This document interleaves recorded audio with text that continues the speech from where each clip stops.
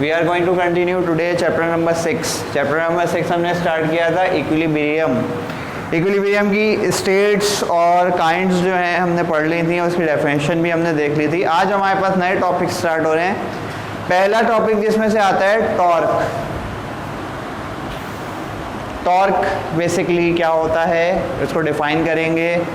इसके साथ साथ बताता चलूँ कि इक्विलिब्रियम पोजीशन की कुछ कंडीशंस हैं और उन कंडीशंस को पढ़ने के लिए जो है सबसे पहले ये पता होना चाहिए कि ये चीज़ क्या होती है। सही है। इसका टॉर्क का फॉर्मूला यूनिट्स प्लस फैक्टर्स, वो फैक्टर्स जिन पर टॉर्क डिपेंड करता है। सही है। अब ज़रा मैं बताता चलूँ ये होता क्या है। टॉर्क बेसिकली आपने देखा होगा कि एक जॉयस्टिक होती है, एक जॉयस्टिक होती है, उसको मैं टर्न करता हूँ, ठीक है। उस पर क्या लगाता हूँ मैं, फोर्स लगेगी तो वो मूव करती है ना, और एक पॉइंट से रोटेट करती है, एक फिक्स पॉइंट से क्या करती है, रोटेट करती है, ठीक है। इसी तरह से क्या कहते हैं, और भी डिफरेंट एग्जाम्पल्स आपके पास जो रोटेशन करती हैं। सही है। एक व्हील है, एक पॉइंट से रोटेट करता है। सही है, ठीक है। अब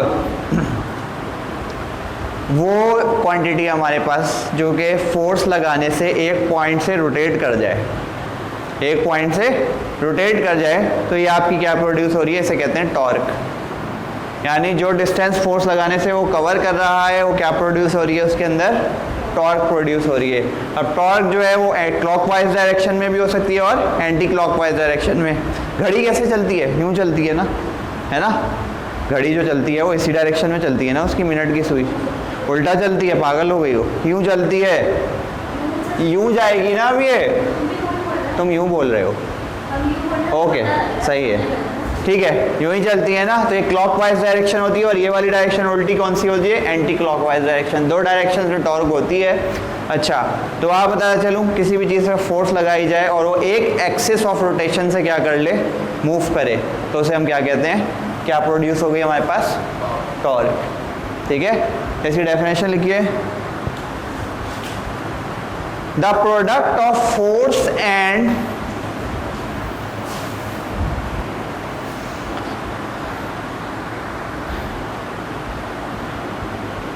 the product of force and displacement about an axis of rotation, displacement इसलिए कहा गया है कि मुझे डायरेक्शन पता होती है। about an axis of rotation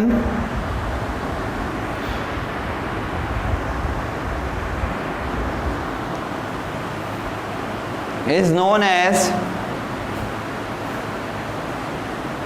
as torque.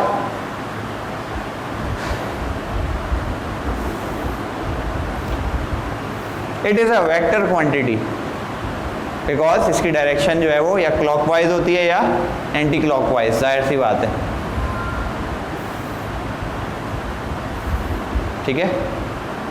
अच्छा, फॉर्मूला की हेडिंग डालिए। फॉर्मूला क्या है टॉर्क का, ये देखिए, ये टी का साइन है बेटा, ये टॉर्क है, एफ डॉट डी। जो लिखा था वही बता रहा हूं। The product of force and displacement. सही है। F dot D.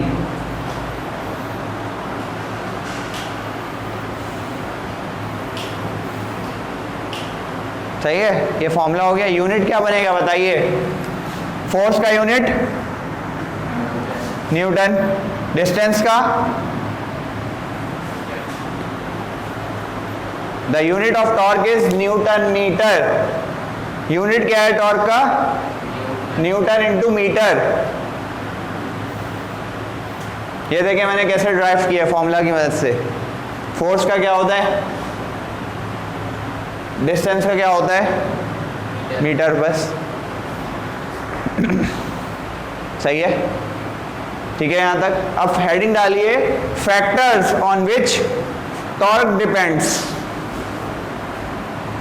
इस तरह से पूरा सवाल आता है एक शॉर्ट में। Factors on which torque depends.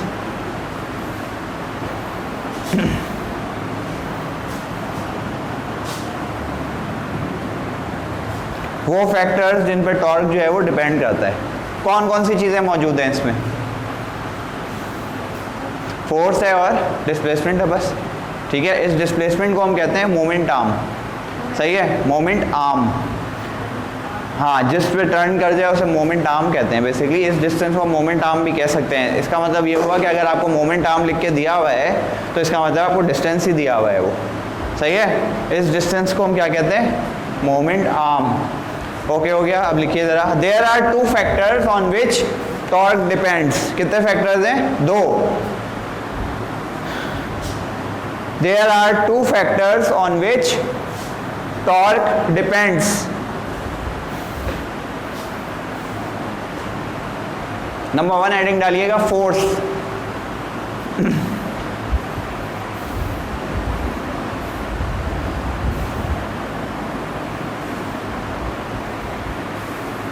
अब जाहिर सी बात है कि जितनी ज़्यादा फोर्स होगी उतना ही ज़्यादा घूमेगा वो, है ना। यानी जितनी ज़्यादा फोर्स होगी उतना ही ज़्यादा क्या पैदा होगा, टॉर्क, ठीक है। जाहिर है जितनी ज़्यादा मैं फोर्स लगाऊंगा उतना ही ज़्यादा टर्न लेगा ना वो। तो लिखिए, the greater the force, the greater the force, the greater the force,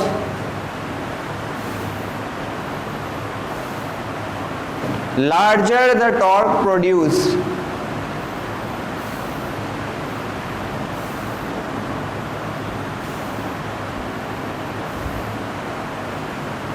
ठीक है, ये हो गया एक पॉइंट। दूसरा पॉइंट लिखिए, मोमेंट आर्म की हेडिंग डालिए। मोमेंट आर्म मैं बता चुका हूँ, उस डिस्टेंस को ही कहते हैं।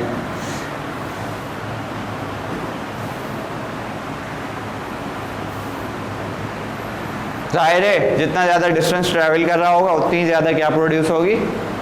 इसमें भी यही लिख लीजिए, the greater the moment arm larger the torque produce and vice versa. कम होगी तो कम, ज़्यादा होगी तो ज़्यादा। वाइस वर्सा का मतलब ये होता है कि इसको उलट भी कर सकते हैं।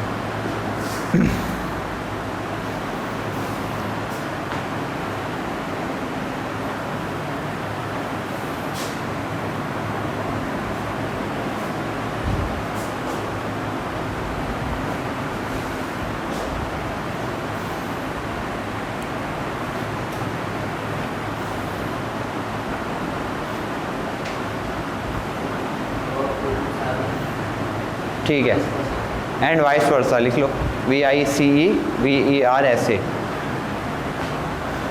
यानी ज़्यादा मोमेंट आर्म होगा ज़्यादा टॉर्क प्रोड्यूस होगी, कम मोमेंट आर्म होगा कम टॉर्क प्रोड्यूस होगी आपके पास।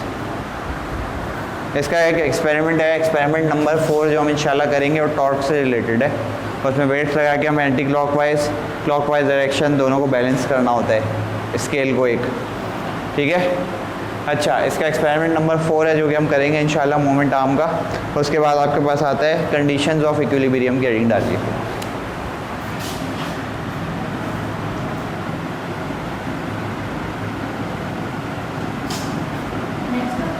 यस,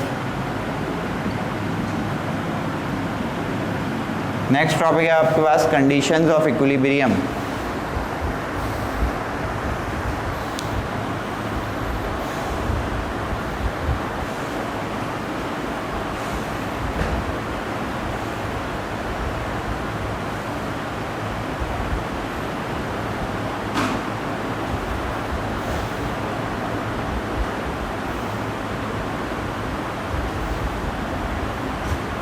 मैंने इक्विलिब्रियम की आपको एक डेफिनेशन बताई थी कि तमाम फोर्सेस जो एक्ट कर रही हैं किसी बॉडी पर, सबका सम जो है वो ज़ीरो होना चाहिए, तब इक्विलिब्रियम में होती है बॉडी, है ना। ये मतलब सारे जो फोर्सेस एक्ट कर रही हैं उनका सम क्या होना चाहिए, ज़ीरो होना चाहिए, तभी जो है उसका कोई इफेक्ट नहीं होगा फोर्स का, सही है। इक्विलिब्रियम कंडीशन यही होती है ना कि भाई तमाम फोर्सेस एक दूसरे के इफेक्ट को क्या कर दें, कैंसिल आउट कर दें, तो वो इक्विलिब्रियम पे होती है बॉडी। अब इसकी कंडीशन पहले इसी से रिलेटेड है। There are two conditions of equilibrium, कितनी है, 2 हैं। पहले हम पहली वाली को डिफाइन करते हैं, चलें। There are two conditions of equilibrium, उसके बाद हेडिंग डलेगी फर्स्ट कंडीशन ऑफ इक्विलिब्रियम। पहली हेडिंग हमारे पास आएगी बेटा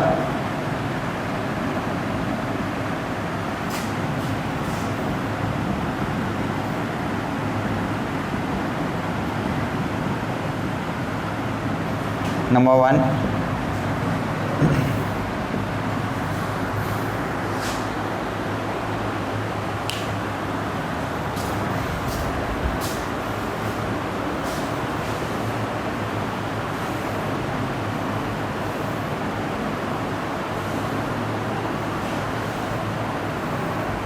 देखिए इसकी स्टेटमेंट ज़रा क्या है इसकी कि एक्स पहले बताता चलूँ कि इसको पार्ट्स में डिवाइड करते हैं। पहले एक्स एक्सिस पे जितनी भी फोर्सेस वर्क कर रही हैं सबका जो समय है वो किसके बराबर होना चाहिए, 0 के बराबर, तभी इक्विलिब्रियम आपका वेरीफाइड होगा। ठीक है, कि मतलब एक्स एक्सिस पे जितनी फोर्सेस एक्ट कर रही हैं वो भी 0 और वाई एक्सिस पे जितनी फोर्सेस एक्ट कर रही हो वो भी 0 हो, तो ये क्या कहलाती है, फर्स्ट कंडीशन ऑफ इक्विलिब्रियम, कि तमाम फोर्सेस का जो सम है वो किसके बराबर होना चाहिए। देखिए ज़रा मैं इसको किस तरह लिखना है बताता हूँ। The sum of all the forces on X axis, the sum of all the forces acting on X axis must be equal to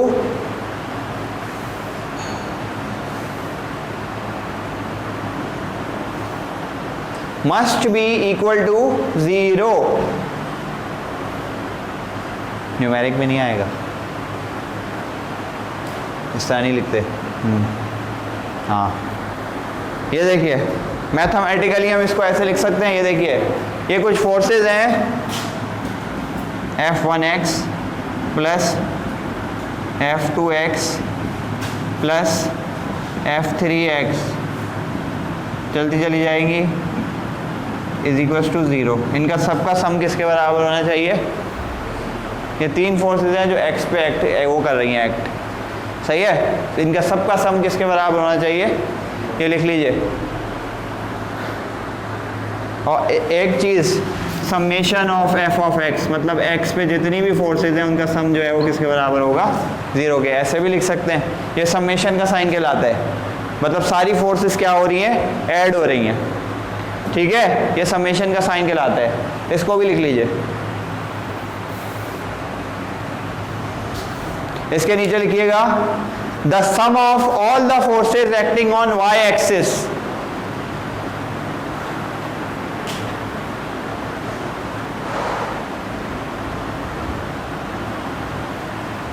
the sum of all the forces acting on y axis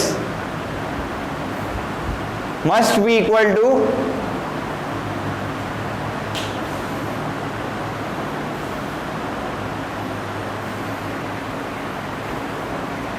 किसके बराबर होंगी, 0। Okay, अब इसी तरह की same चीज हम y के साथ कर लेते हैं। नीचे लिखिएगा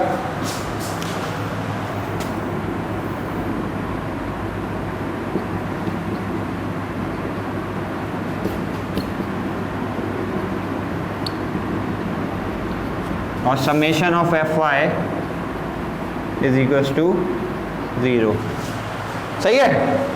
अब ये जो वो फोर्सेज हैं जो किस पे लग रही हैं, वाई एक्सिस पे लगाई जा रही हैं।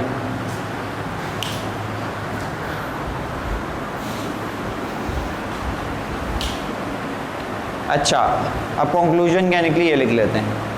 The sum of all the forces acting on X axis and Y axis, the sum of all the forces acting on x axis and y axis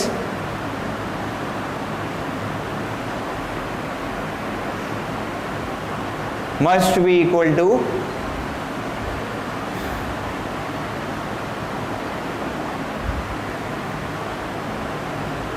0। और अब ऐसे लिख लीजिएगा, अब ना एक्स एक्सिस आएगा ना वाई एक्सिस आएगा, अब तमाम फोर्सेस की बात हो रही है बेटा, दोनों को मैंने कंबाइन किया तो summation of X is equals to 0। सही है, ये आपकी कहलाती है फर्स्ट कंडीशन ऑफ इक्विलिब्रियम।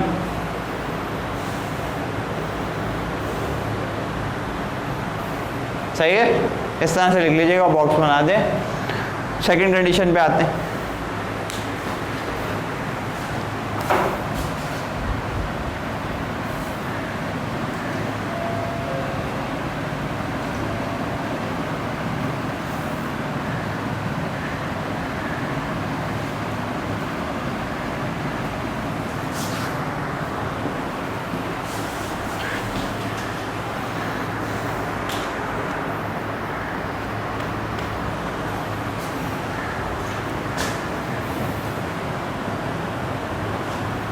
अभी हमने टॉर्क का टॉपिक पढ़ लिया, आपको पता है। अब इसमें क्या कहा जाता है ये सुन लें कि किसी भी बॉडी पे जितने भी टॉर्क एक्ट कर रहे हो, क्लॉकवाइज हो या एंटी क्लॉकवाइज हो, ठीक है, जितने भी फोर्स इनटू डिस्टेंस का जो रेशियो है वो हम अगर निकाल रहे हैं, जितने भी टॉर्क अगर वर्क कर रहे हैं तो उनका सबका सम किसके बराबर होना चाहिए, 0 के बराबर होना चाहिए। रोटेटरी बॉडी के लिए क्या एक बॉडी अगर घूम रही है, अगर वहाँ से भी मैं उतनी फोर्स लगाऊँ तो बॉडी किस पे रहेगी, इक्विलिब्रियम स्टेट पे ही रहेगी, जो बैलेंस रहेगा, मतलब अपनी शेप चेंज नहीं करेगी, स्टेट चेंज नहीं करेगी, ठीक है। तो इसकी स्टेटमेंट क्या हो, इसका मतलब है the sum of clockwise torque and the sum of clockwise torque and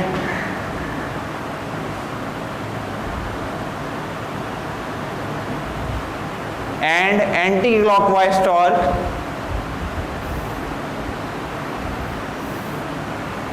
must be equal to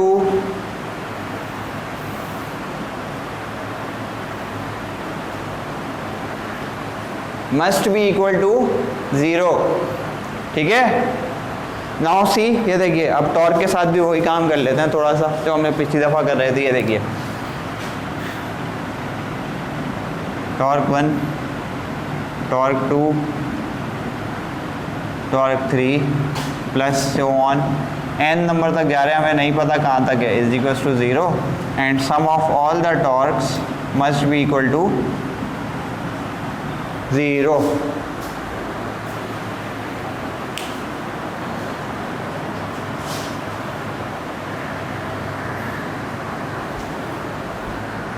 अच्छा, सेंटर ऑफ ग्रेविटी और कॉपल का टॉपिक रह गया है, उसके बाद इंशाल्लाह इस चैप्टर के न्यूमेरिकल्स करने हैं थोड़े से, यहाँ तक कर लें फ़िलहाल, इंशाल्लाह इसको कल कंटिन्यू करेंगे नेक्स्ट लेक्चर में।